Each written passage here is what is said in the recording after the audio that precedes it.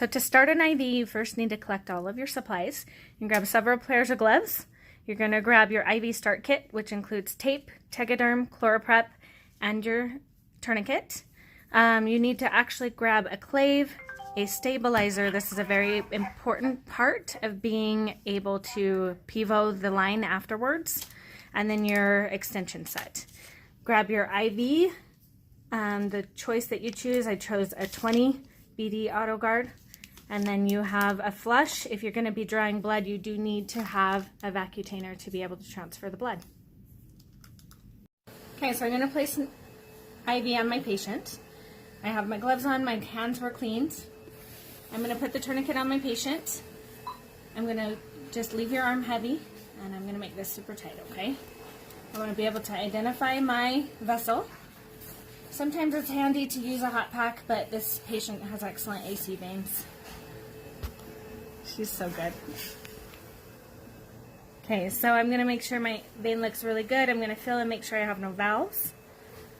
Good to go. So to be able to prep the area, I'm going to let her arm relax so she doesn't have to get mad and scream at me for having the tourniquet on too long. I'm going to squeeze my ChloraPrep, make sure that the solution gets all the way to the pad, and I'm going to clean the entire area and past where my bandage will be.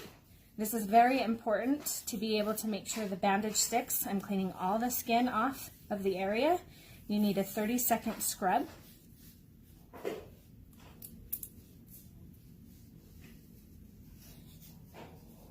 It's clearly past all the area that I would put the Tegaderm.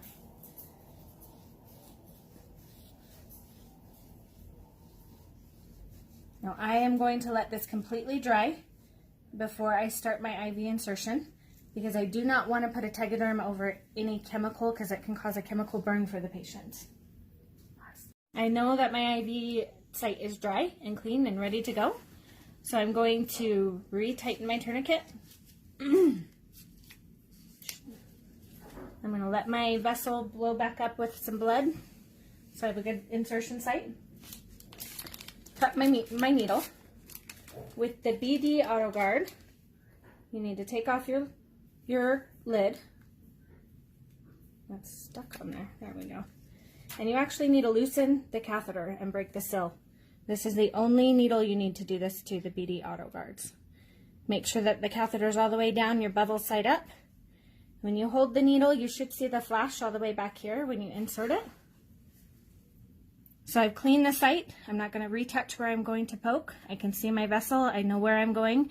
If you need to mark the vessel beforehand, you can do that so you don't retouch your site. And I'm going to have a low and slow angle. I actually go low and fast. And then there's my IV placement. I'm going to undo my tourniquet. If you're drawing blood, we'll do that on the next video. But I'm going to attach my flush, make sure I've got a good blood draw, flush the IV up, don't lose your IV. So you're going to grab your stabilizer. This is a very important piece of being able to draw from the IV after it's been placed, so when lab can draw, the IV is stable and we don't lose IVs. So I have everything stable. I'm going to hold on to my IV. I'm going to ensure my flush isn't going to pull it out. I have to slip this stabilizer under my IV. So basically, I always do that. I'm going to slip it under till I place it right into that little nook. Very important piece. The next thing we're going to do is grab the Tegaderm, still holding on to my IV. I'm going to undo my Tegaderm, place my garbage by me so it's easy to grab. I'm going to fold this in half because I don't want to pull on the Tegaderm. If you pull on the Tegaderm, it will actually cause tension that can cause it to lift. So I'm going to drape it over my IV and let it fall. That didn't work so well. Let's try again.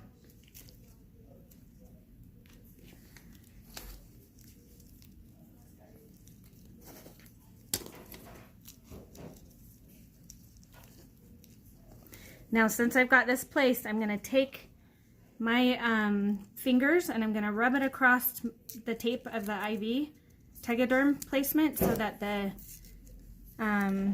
stickiness is activated and it will stick better to the arm.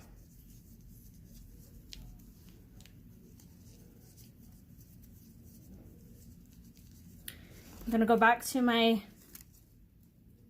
stickers and grab the underside. This is a very important piece to go under your IV so it actually stabilizes the Tegaderm.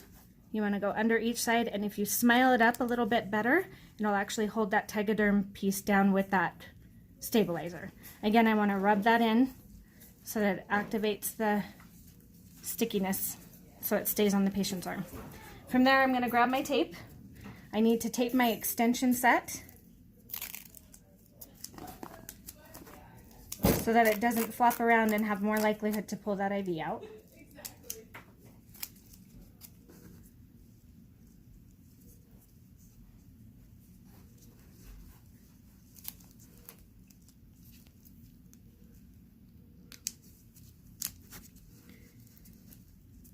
I'm going to grab, make sure that we're still good. Flush his arm, make sure it feels patent, everything feels good, still draws.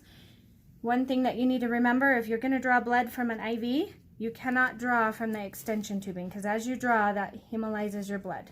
So make sure that that's not where you draw your blood from. So if I need to draw blood from the IV, I will use the T-piece.